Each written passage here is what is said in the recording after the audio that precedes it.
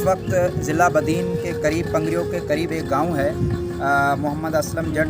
उस गांव के अंदर एक मकान है। उस मकान के बिल्कुल मैं सामने सहन के अंदर मौजूद हूँ और इस सहन के अंदर तकरीबन 8 से 10 फुट जो है वो पानी है। इस वक्त हम कश्ती के अंदर मौजूद हैं। आप अंदर घर की जो है वो हालत देख सकते हैं। तो सैलाबी रेला है यहाँ से गुजरता है LBOD, उसमें शगाफ पड़ने की वजह से यहाँ पर दर्जनों गांव जो वो ज़ेर आब हैं। इस गांव की आबादी 1200 मकानात हैं, जिनके अंदर 400 ख़ानदान इस सैलाबी रेले से मुतासिर हैं। यहाँ पर किसी और लोगों ने इनकी ना इमदाद की है, ना कोई पहुँचे हैं, बल्कि आलमगीर वेलफेयर ट्रस्ट कराची की जानिब से उन लोगों के अंदर जो इन नहरों से और सैलाब से मुतासिर हुए थे, उनके अंदर राशन तकसीम किया जा रहा है।